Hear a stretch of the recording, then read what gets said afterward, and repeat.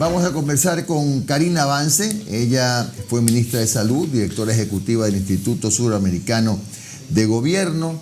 Si dividimos pantalla inmediatamente, pues podemos comenzar la conversación. 9:39. ¿Cómo está, Karina? ¿Sí me escucha bien? Le escucho bien, Jimmy. Buenos días. Muchas gracias por esta invitación, Omar. Un gusto. A ver, la opinión de Karina Vance, ex ministra de Salud, sobre el veto total al código. Bueno, muchas gracias por esta oportunidad. Realmente es un tema importantísimo para nuestro país. Ya 8 años que se venía debatiendo el Código Orgánico de Salud en la Asamblea Nacional. Inició en el tiempo en que yo fui ministra, en efecto.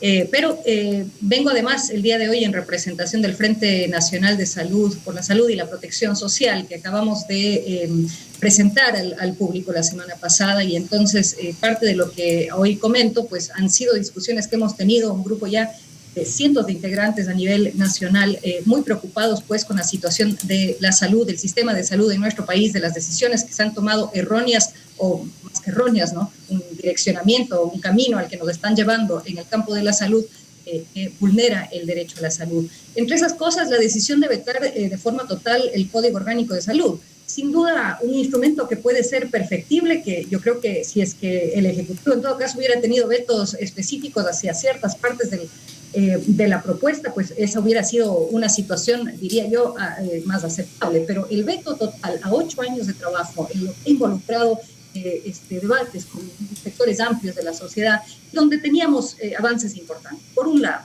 el Código Orgánico de la Salud lo que busca es organizar unas decenas de leyes que regulan el sector salud, y que todas ellas son, o muchas de ellas, la gran mayoría, son previas a la Constitución del 2008. Así que necesitamos en el país un Código Orgánico de Salud que sea coherente, consecuente con la Constitución. Hay muchas contradicciones, digamos, entre la Constitución y cuerpo legal o los cuerpos legales que regulan al sector salud. Algunos avances importantísimos. La carrera sanitaria, por ejemplo. Existe en el campo de la educación el escalafón docente, la carrera docente. Que básicamente lo que implica es que con más años de experiencia pueda haber un reconocimiento hacia los profesionales, en este caso profesionales de la salud. Eso no existe en el sector salud, y eso es algo importantísimo, valorar a nuestros profesionales de la salud. Hemos visto, por ejemplo, la respuesta durante la pandemia, desafortunadamente o terriblemente no proporcionados con equipos de protección para poder cuidarse en medio de la pandemia, fallas que son no de los profesionales de la salud, sino fallas de este gobierno. Pero necesitamos valorar a profesionales de la salud.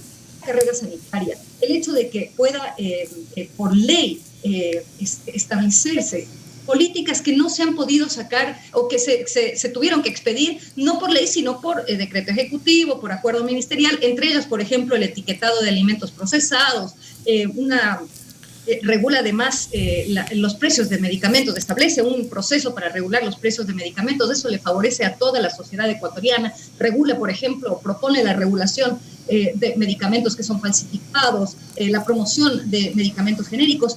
Establece que la autoridad sanitaria tiene que realizar cada 2 años una actualización del cuadro básico de medicamentos, etcétera, etcétera. Realmente, si bien un instrumento que me parece que es perfectible, el hecho de que el gobierno le dé la espalda a la salud de forma total en esta coyuntura, además en esta coyuntura de la pandemia, realmente no, para mí no tiene justificación alguna. Karina, bueno, más parecería una decisión de carácter político, ¿no? Evitar la parte espinosa esta de la atención a las emergencias médicas, evitar todo lo que causa algún escozor. Más fácil fue vetar todo. Sí, a mí me parece que sí, tiene base en lo político. Evidentemente vimos, por ejemplo, al presidente de la República allanarse a lo que había sido una decisión del candidato opositor Guillermo Lasso, ¿no? O sea, fue el primero en base a, por cierto, infundadamente, haciendo una lectura, una interpretación del Código Orgánico de Salud que simplemente no está, que básicamente decía que avanza o amplía el acceso a abortos. Eso no es así. El Código Orgánico Integral Penal es donde eso está regulado, y lo que dice el Código Orgánico de Salud es que en una emergencia, cualquier emergencia, incluida una emergencia obstétrica, lo que tiene que favorecerse, lo que tiene que priorizarse es la vida de la gente. Para eso tenemos un sistema de salud.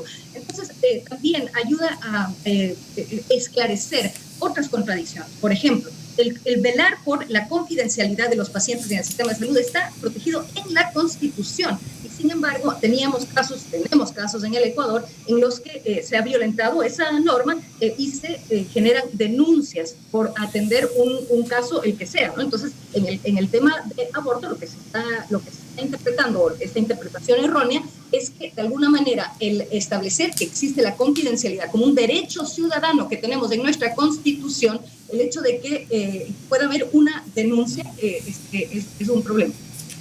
A ver, Karina, tenemos un problema con el audio. Vamos a tener que volver a...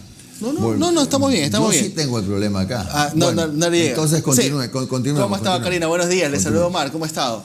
Buenos días, ¿sí me escuchan bien? Sí, ahora yo sí le escucho. Acá el problema es con el apuntador de Jimmy. Estaba revisando aquí el boletín con respecto a lo del Frente Nacional por la Salud y la Protección Social.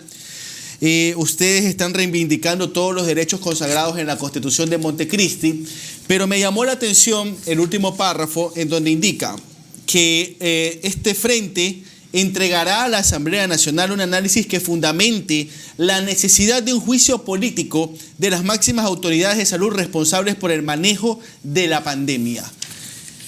¿Es dable por ahí, Karina, llevarlos a un juicio político por lo ocurrido durante la pandemia? Sin duda, desde nuestro punto de vista y haciendo un análisis acerca de las responsabilidades que tiene, las funciones que debe cumplir el ministro o la ministra de Salud en nuestro país, sin duda esto de aquí merece un tratamiento en la Asamblea Nacional. No puede ser que nosotros hayamos atravesado una pandemia con el manejo desastroso que nosotros tuvimos, donde todavía maquillan cifras, ¿cierto?, para decir que el Ecuador ha tenido una de las mejores respuestas. O sea, nada más lejano a la realidad. La gente lo sabe, y todo el ecuatoriano lo sabe, porque ha sufrido estos meses de pandemia con un Estado, con un gobierno que no ha respondido adecuadamente, ¿no? Maquillando cifras, por ejemplo, diciéndonos que hay 11.000, 12.000 muertos a causa de COVID, cuando el Ecuador es uno de los países con las cifras más altas en el mundo en cuanto a muertes en exceso, es decir, las muertes más allá de lo que se esperaba de muertes, comparando con el año anterior, por ejemplo, tenemos más de 30.000 en exceso. Entonces, eso nos ubica al Ecuador entre los países con más número de muertes y, sin embargo, tenemos un ministro de Salud que,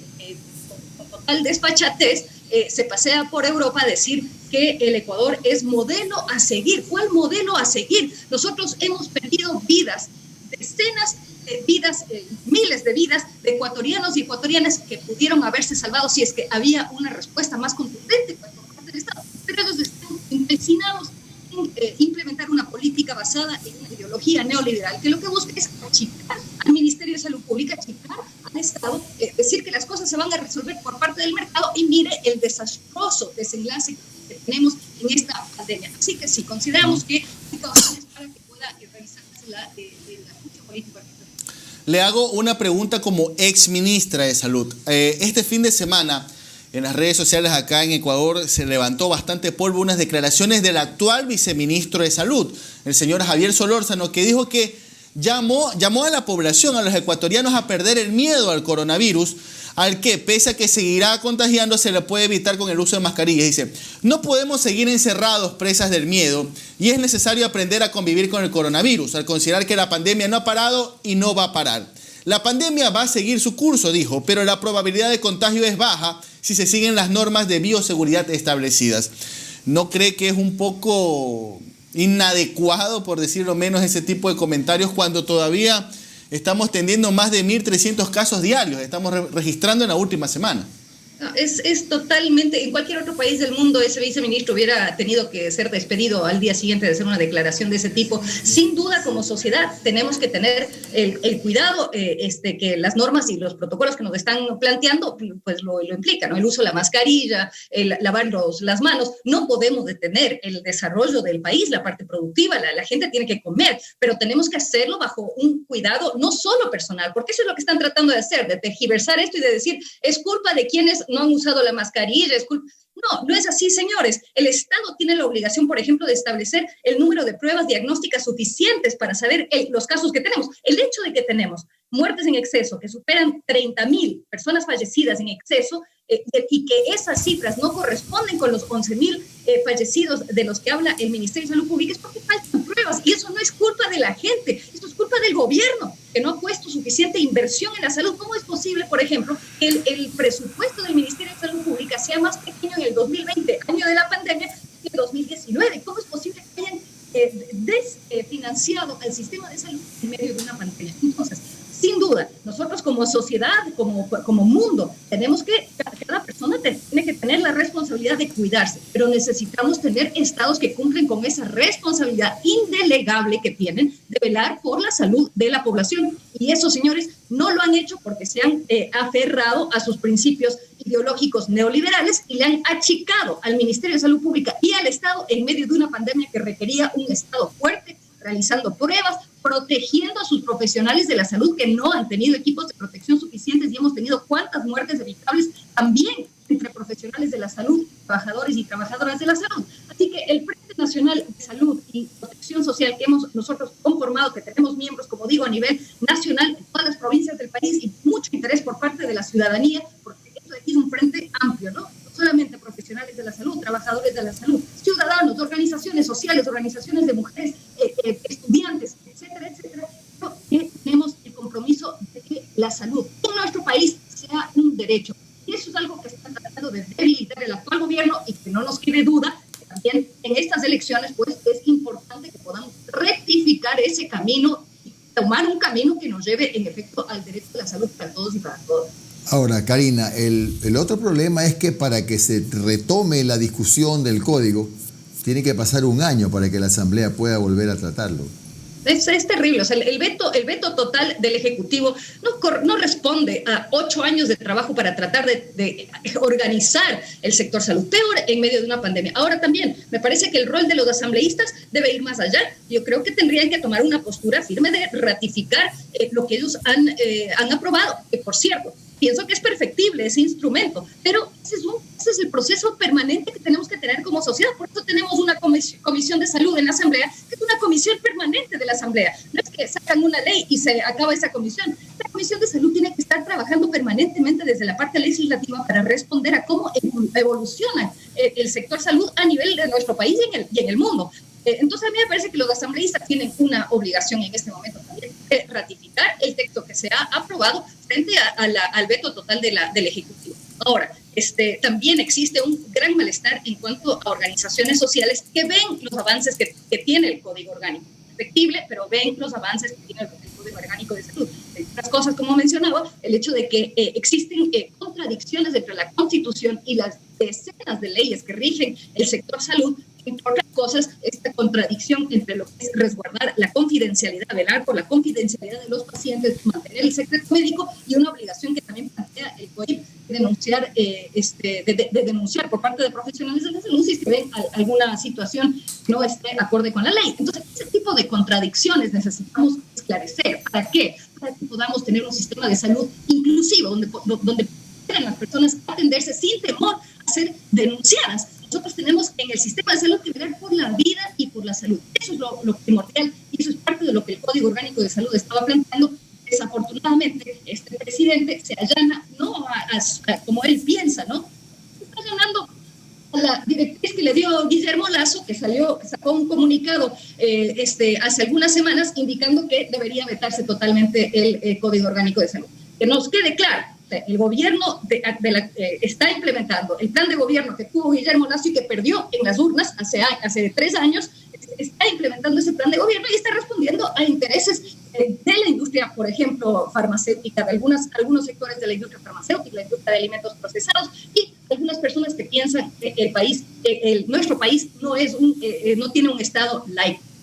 Tenemos un Estado laico, no puede legislarse en base a dogma religioso, por cierto, esto que nos plantean como un gran debate, el tema de aborto en el Código Orgánico de Salud, no es tal. Eso se plantea en el COIP. El Código Orgánico de Salud no está por sobre el Código Orgánico Integral Penal, así que no caigamos en esa trampa. A mí me parece que ha sido terriblemente desafortunado. Hemos perdido 8 años de debate. Claro, tiene que continuar. Nos hacen perder un año más en el cual podríamos haber tenido como país una institucionalidad, un cuerpo legal, una normativa que pueda favorecer el acceso a la salud y el derecho a la salud de los ecuatorianos. Gracias a la magíster Karina Vance por su comparecencia hoy en Un Café con JJ. Buen día, Karina, buen día. Buen día, gracias, Jim.